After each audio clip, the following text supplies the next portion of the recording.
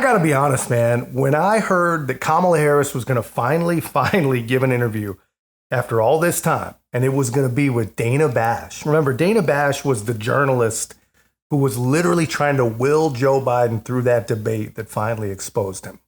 President Biden, a record number of migrants have illegally crossed the southern border on your... Yeah. So yeah, I mean, when I heard that the interview was finally going to come and it was going to be given by Dana Bash, of all people, I thought it was going to be just nothing but pageantry, man. I figured it'd be scripted answers and basically provided questions and just yet another scam perpetrated on the American people by all these people, right? But I got to say, man, Kamala Harris is still unburdened by what has been. And I got to be honest, man, she's still got it. That the climate crisis is real, that it is an urgent matter to which we should apply metrics that include holding ourselves to deadlines around time. We did that with the Inflation Reduction Act. We have...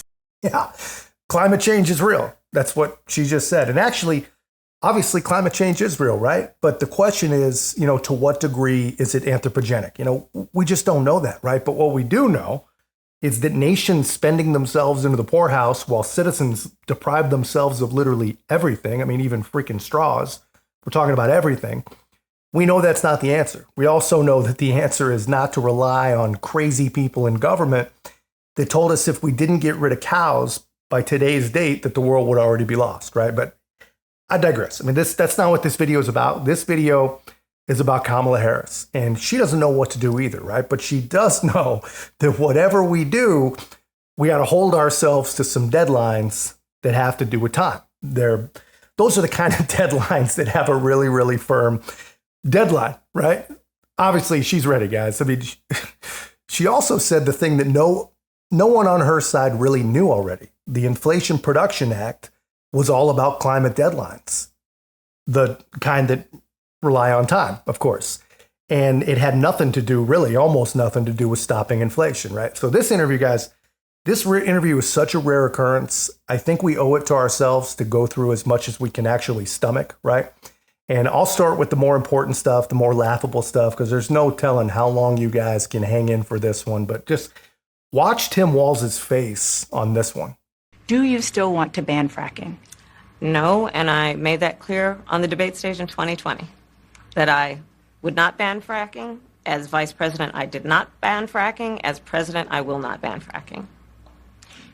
In 2019, I believe, in a town hall, you said you were asked, would you commit to implementing a federal ban on fracking on your first day in office? And you said, there's no question I'm in favor of banning fracking. So yes. So it changed in that campaign? In 2020, I made very clear where I stand. We are in 2024, and I've not changed that position, nor will I going forward. I kept my word, and I will keep my word. Yeah, that is some expert level gaslighting, man. I didn't know she was capable of that, really. But Kamala Harris she must think that no one has the internet, right? At no time in her entire life, leading up to about a month ago, did she ever vow to support fracking. She has never, ever talked about leaving it alone. She has never, ever said anything positive regarding fracking or the entire energy industry as a whole. But apparently, if you lie like it's the truth, then maybe, just maybe, the people who already believe you are going to continue to believe you. But this interview, this is not about the vote blue no matter who crew that already believe her. This interview was about people in the middle, the people in fracking country, places like Pennsylvania. And honestly, if she was even willing to even pretend like she had a genuine position on fracking or a genuine change, she'd say something like, look, I was wrong. I was an idealist. Now I recognize how important fracking is, not just to jobs and to the communities that rely on those jobs, but also to our own American energy independence. I'm willing to make new decisions based on new information. Something like that. Something like that would have absolutely crushed the ball, would have been a massive, huge freaking moment. But these people can't do that. They cannot admit when they were wrong. They can't admit anything. All they can do is lie. That is the only move these people have. Generally speaking, how should voters look at some of the changes that you've made, that you've explained some of here in your policy? Is it because you have more experience now and you've learned more about the information? Is it because you were running for president in a Democratic primary? And should they feel comfortable and confident that what you're saying now is going to be your policy moving forward?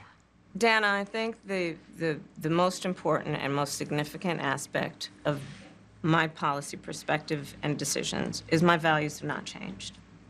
You mentioned the Green New Deal. I have always believed, and I have worked on it, that the climate crisis is real, that it is an urgent matter to which we should apply metrics that include holding ourselves to deadlines around time. We did that with the Inflation Reduction Act. We have set goals for the United States of America and by extension the globe around when we should meet certain standards for reduction of greenhouse gas emissions, as an example. That value has not changed. My value around what we need to do to secure our border, that value has not changed. I spent 2 terms as the Attorney General of California prosecuting transnational criminal organizations, violations of American laws regarding the illegal passage of guns, drugs, and human beings across our border. My values have not changed. And that right there, honestly, should be the most terrifying thing that anyone could ever hear coming out of the mouth of Kamala Harris. Her values have not changed. You know what? I actually believe her. You know, her father, who is, by his own admission, a combative Marxist economist, whatever the hell that even means, literally wrote the book that his daughter's economic policy seems to follow, right? His book is called Capital Accumulation and Income Distribution. So honestly, when she suggests taxing unrealized gains, when she suggests price controls, I believe her. Her values have not changed. When she says that illegal immigrants have not committed a crime and then opens the border for almost 4 years, I absolutely friggin' believe her. Her values have not changed. And when she hides from the American people everything to do with Joe Biden's cognitive struggle just long enough, man, to skip any sort of democratic process, I believe her. Her values absolutely have not changed, man. And this is probably the one true thing that she said, probably ever. But the funny thing is, the way she says it, she expects you to hear that. And she thinks that you're actually going to believe that she has values. And not just any values, but she expects you to believe that she shares your values.